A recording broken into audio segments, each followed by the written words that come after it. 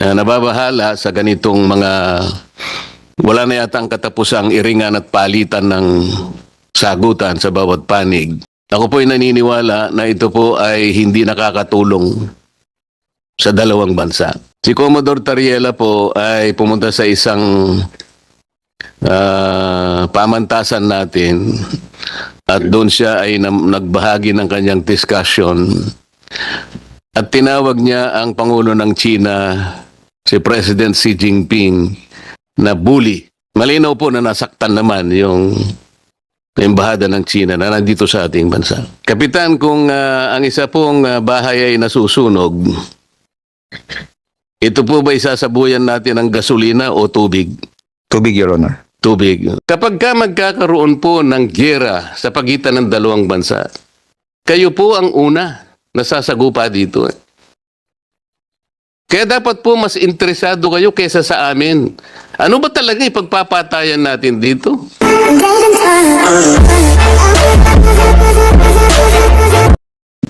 Thank you, Honorable Jaime Marcos. Honorable Marcoleta. Maraming salamat po, Mr. Chair.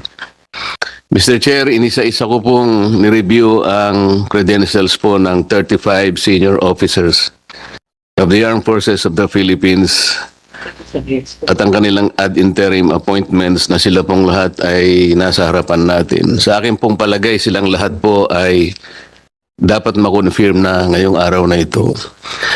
Pero Mr. Chair, I'd like to take advantage of their presence dahil po sa alam na nating nangyayari sa ating bansa ngayon. Palagay ko po, Captain, hindi naman po lingid sa inyong kaalaman yung napakaraming batuhan ng pananalita ngayon mula sa ating panig at sa kampo ng Embahada ng China. Alam po ba ninyo ay ang mga ito? Ako po bilang isang Pilipino, nababahala sa ganitong mga wala na yatang katapusang iringan at palitan ng sagutan sa bawat panig. Ako po ay naniniwala na ito po ay hindi nakakatulong sa dalawang bansa.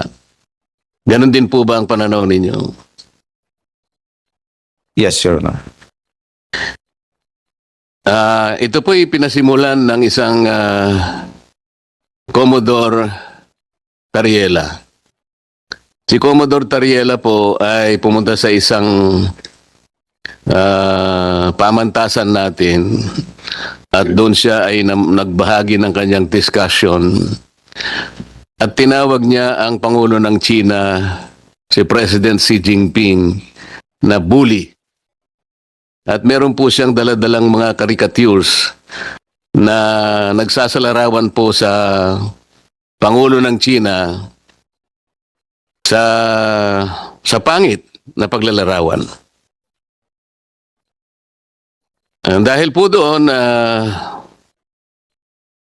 malinaw po na nasaktan naman yung embahada ng China na nandito sa ating bansa. At sinagot po nila yon na sana'y huwag ganito. At mula doon sa pagsagot nilang ganon ay dumami na po yung sagutan at sumali na po yung ibang mga political leaders natin. Ito nga po ang naging dahilan kung bakit ngayon dito sa Senado pinagtatalunan namin ang isang resolusyon na kung saan ay hinihingi ng Senado na ikondena natin ang lahat ng mga public statements na ginagawa ng Embahada ng China.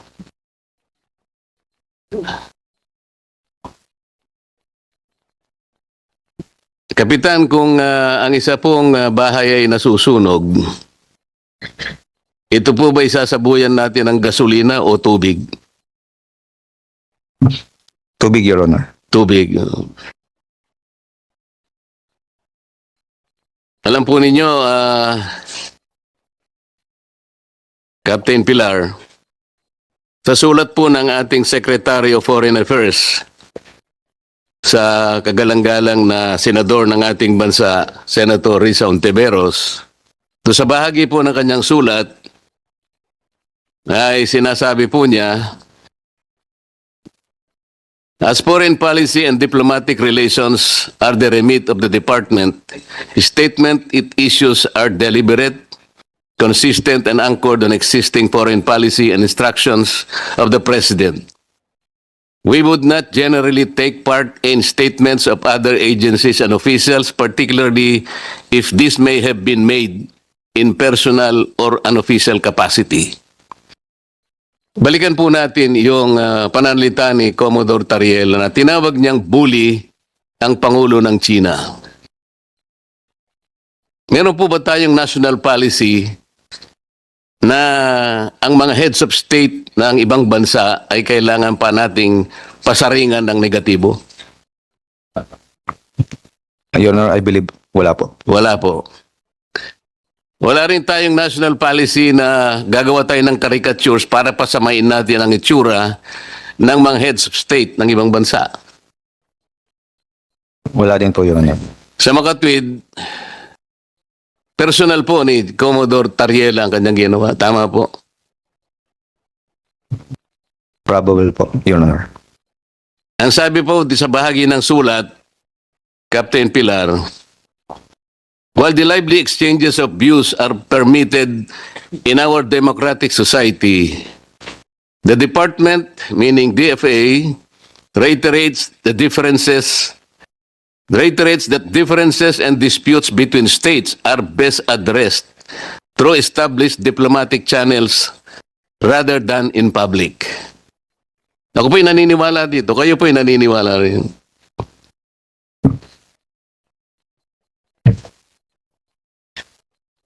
Yes, Your Honor. Okay.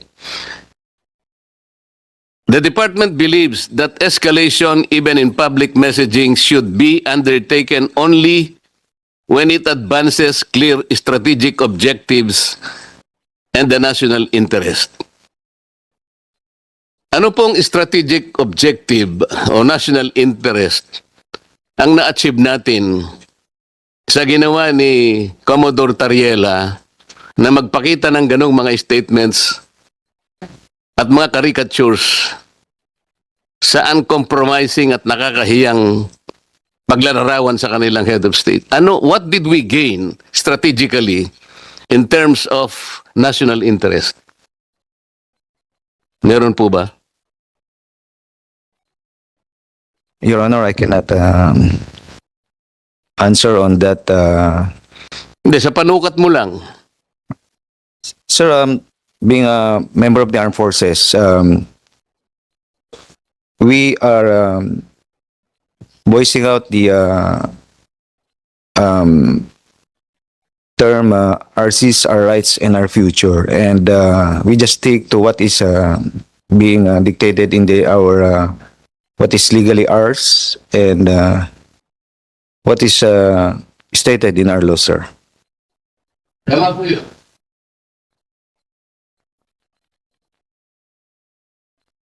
What is legally ours must be defended. Must be protected, and we should fight it out to the last drop of our blood. Yung legally ours. At kasama po ninyo ako doon. Kami pong lahat sasama sa inyo doon. Si Commodore Tariela po is the head of the WPS Transparency Group Office. But, Captain, he was not as transparent as he should be in explaining to you and to our people that our exclusive economic zone and West Philippine Sea are two different animals. Ang sinasabi po nila, at tama-tama naman po ito, meron na po tayong archipelagic baselines which were defined under Republic Act 9522. Malinaw na malinaw po yun. Walang pagtatalo dun. At mula dun sa archipelagic baselines na yon, madidefine natin ang exclusive economic zone, ang ating contiguous zone, ang ating territorial sea. Lahat po nandun. Ngunit, Yun pong arbitral award, ang inaward lang sa atin at nilinaw yung ating exclusive economic zone. Hindi po ni-rule ng arbitral award yung West Philippine Sea. Dalawang bagay po yun. Pinagsasama po nila yon. Alam po ninyo kung ba't tayo nagkakagulo, nagkakaproblema. Meron po tayong mga isla na occupied natin ngayon. Ito yung Kalayaan Island Group. Alam na po ninyo yon. Meron tayong 4 na features in the Kalayaan Island Group. Ito po yung Pagasa, yung Parola, yung Kota, at yung Lankiam. Captain, alam po ninyo yan. Incidentally, Mr. Chairman, itong 4 na features na occupied ng ating bansa, they are way, way beyond our EEZ. Wala po sila sakop ng EEZ. Alam po ba ninyo yon, Captain? Sagutin lamang po ninyo. Alam po ba ninyo na sila po'y wala dun sa limit ng ating exclusive economic zone? Be honest. It is beyond, within our EEZ, sir. So, hindi po ninyo alam na sila po'y wala doon sa EEZ? Ang akala po ninyo, they're within our EEZ? Sir, we are already occupying those islands. No. Chairman, tinatanong ko lamang po, alam po ba ninyo yung ating KIG na binubuo ng 4 na features ay wala po sa sakop ng ating exclusive economic zone? Wag po kayo mahiya. Kung hindi po nyo alam, I will not take it against you. Alam po ba ninyo na wala siya at hindi sakop ng ating EEZ? Yung 4 na features ng Kalayaan Island Group? Sir, those islands can also generate EEZs within. Mr. Chair, ang gusto ko lang sana sagutin niya kung mamaya po pupunta tayo doon eh.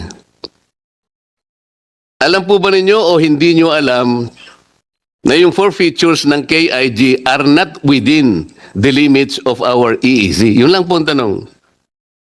Sir, if we base the limits from the mainland Palawan, sir.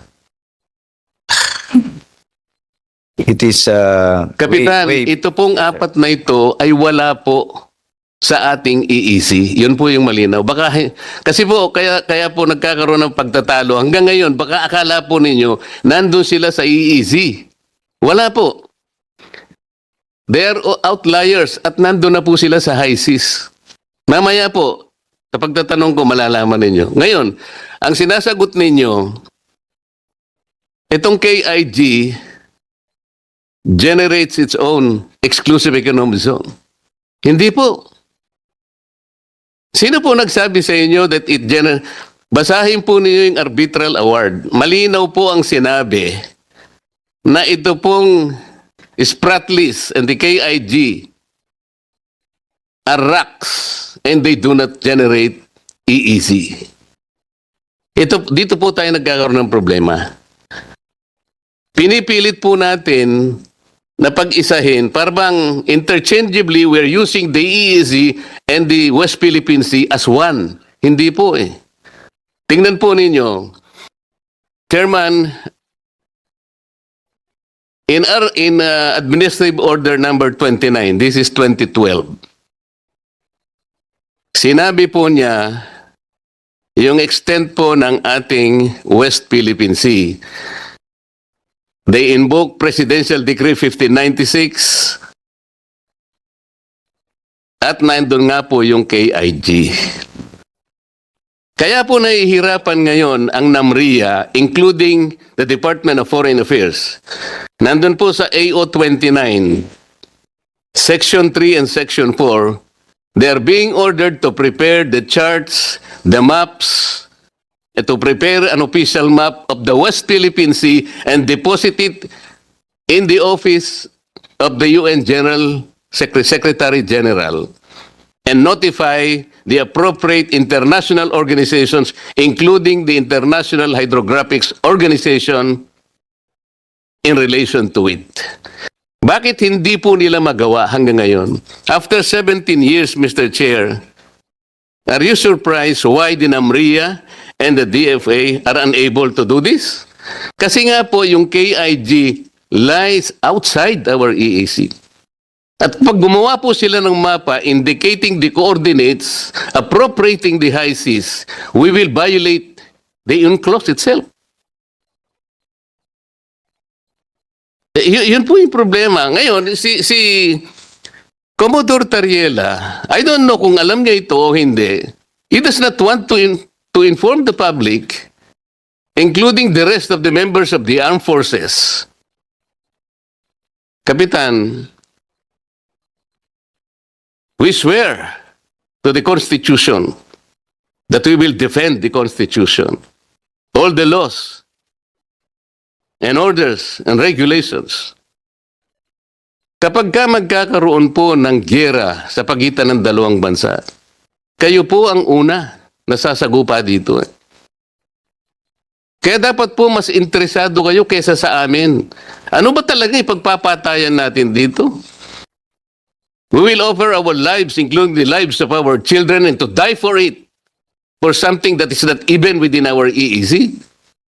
Ang gawin natin po para madali, i-give up natin yung KIG. Then, mako-coordinate na natin lahat. But until and unless nandun yung KIG, wala nga po nasa labas po ng ating exclusive economic zone. Paano po malalagay sa entire West Philippine Sea? Mr. Chair, kaya po yun ang dahilan, hindi po tayo makagawa ng mapa para sana ma-submit na natin. And in our lifetime, we will able to see doon sa entire stretch ng South China Sea, lalabas doon ang West Philippine Sea. Tingnan po ninyo yung mapa ng mundo ngayon, Kapitan. Ang nakalagay South China Sea. Hindi ibig sabihin sa China lahat yon. But in the entire expanse of that body of water, nandun yung EEC ng Vietnam, EEC ng China, EEC ng Malaysia, EEC ng ating bansa. Nandun sa South China Sea. Pero tayong gusto natin, imbes na EEC lang, theoretically ang nandun, gusto nating ilagay yung West Philippine Sea. That's good. Gusto ko rin naman yun. Gusto ko rin naman sa ating lifetime, makita ko rin naman yung West Philippine Sea na ma-drawing doon. How can we do that? There are procedures and steps to do that. Gagawa nga tayo ng mapa eh.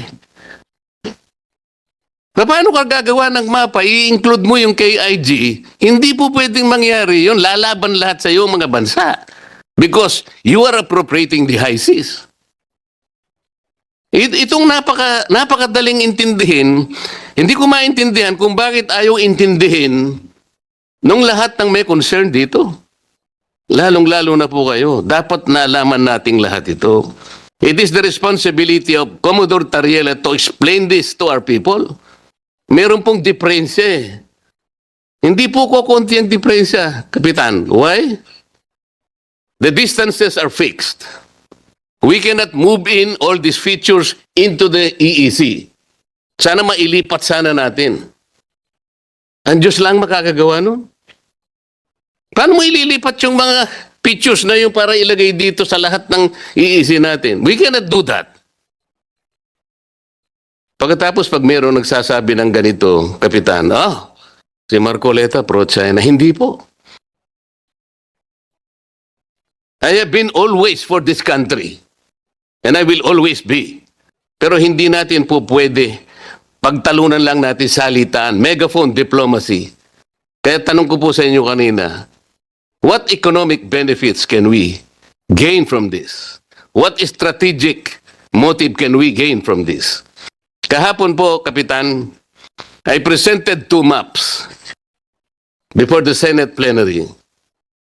In that map, pinakita ko ang mga bansang Vietnam, Malaysia, China, kahit nag-aaway-away sila, ipinakita ko doon. They were able to manage their differences and were able to develop and explore oil and gas in their areas. Alam po niyo, Vietnam, there were about 60 to 70 exploration in their areas, kasama ang China. Malaysia, about 30 to 40. Ang Pilipinas, 8 to 12 explorations. Because we were unable to manage our differences. But these 2 countries are smart enough to manage their own differences. Tingnan po ninyo yung mapa na pinakita ko. Isang mapang 2013 at isang mapa 2024, malayo na po tayo. Iniwan na po tayo ng milya-milya. Kumain na po tayo ng alikabok. Kasi ang ginagawa natin, patotyahan dito, patotyadan doon. Saan pupunta ito, Kapitan, sa palagay mo? Alam po nyo, ang sabi ng China, pwede naman nating pag-usapan ito. Did you know that I met the ambassador of China because I was invited? Alam po ba kung ano yung una niyang sinabi? Gustong-gusto kong makipag-usap sa lahat ng concerned agencies of your government.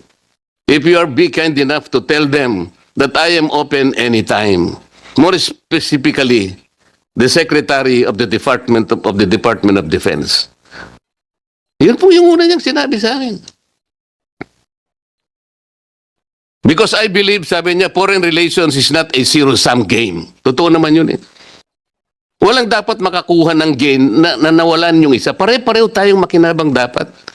And sabi niya, an open discussion, a bilateral discussion is the first start. Bakit hindi po natin gawin yun? Yun lang naman ang pinakikiusap nila.